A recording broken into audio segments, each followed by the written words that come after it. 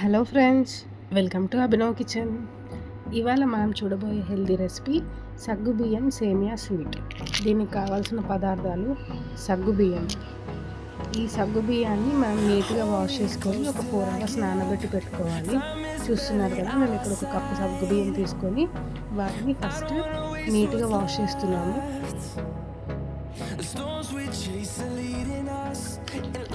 ఇలా వాష్ చేసిన సగ్గుబియ్యంలో కొన్ని వాటర్ పోసుకొని, అంటే అప్రాక్సిమేట్గా ఒక కప్పు వరకు పోసుకొని లిడ్ పెట్టేసి నానబెట్టుకోవాలి. చూస్తున్నారు కదా, సగ్గుబియ్యం ఇలా తయారవుతాయి. దీంతో పాటు ఒక కప్పు సేమియా తీసుకోవాలి. స్టవ్ పైన గిన్నె పెట్టుకొని గిన్నె వేడయ్యాక దీంట్లో కొద్దిగా నెయ్యి వేసుకోవాలి ఫ్రెండ్స్. ఇక్కడ మేము 2 teaspoons ఆఫ్ నెయ్యి వాడుతున్నాము. ఈ నెయ్యి కంప్లీట్గా హోమ్ మేడ్ అండి, మా ఇంట్లో తయారు చేసిన నెయ్యి. ఇలా నెయ్యి కరిగాక దీంట్లో మనం ముందుగా తీసి పెట్టుకున్న సేమియా వేసుకోవాలి. చూస్తున్నారు కదా, సేమియాని ఇలా వేసుకొని చక్కగా ఫ్రై చేసుకోవాలి.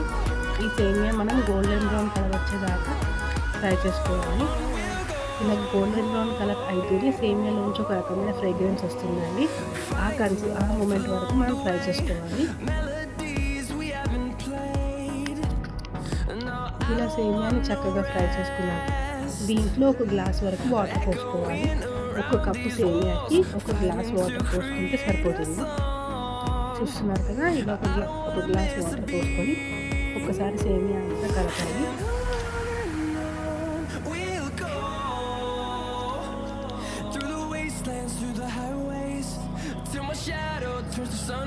సేమియా బాయిల్ అవుతుంది.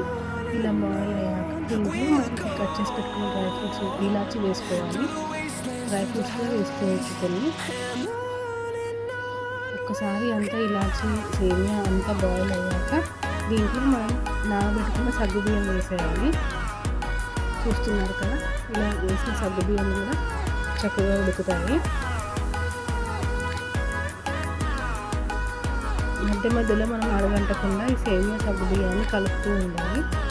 ఇలా ఒక్క ఉడికాక దీంట్లో ఒక కప్పు బెల్లం తీసుకొని వేసేయాలి. చూస్తున్నారు కదా, ఒక కప్పు బెల్లం తీసుకొని ఇందులో వేసేసామన్నమాట. ఇప్పుడు ఈ బెల్లం కంప్లీట్గా కరిగి చక్కగా బెల్లం సేమియా ఇంకా సగ్గుబియ్యంతో కలిసిపోయేదాకా కలుపుతూ ఉండాలి. చూస్తున్నారు కదా ఫ్రెండ్స్, సగ్గుబియ్యం కలర్ కూడా ట్రాన్స్పరెంట్లోకి చేంజ్ అవుతూ ఉంటాయి. ఈ టైంలో ఇంకో గ్లాస్ పాలు తీసుకోవాలి. ఇలా పాలు పోసుకున్నాక కాసేపు చక్కగా ఉడకనివ్వాలి.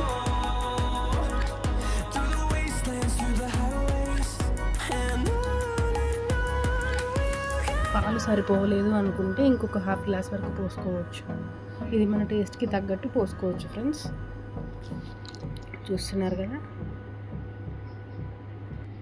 ఇలా చేస్తూ ఉంటే ఖచ్చితంగా సేమియా ఇంకా సగ్గుబియ్యం అనేవి ట్రాన్స్పరెంట్లోకి అయ్యి పాలతో పాటు చక్కగా ఉడికిపోతాయి. ఇంకా లాస్ట్లో మనకు నచ్చిన డ్రై ఫ్రూట్స్ వేసుకోవచ్చు.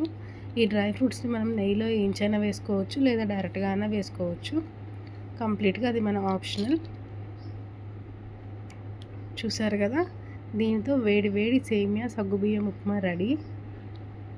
మీరు ట్రై చేయండి, ఎలా వచ్చిందో మాకు కామెంట్ రూపంలో చేయండి. Please share and subscribe. Thank you for watching.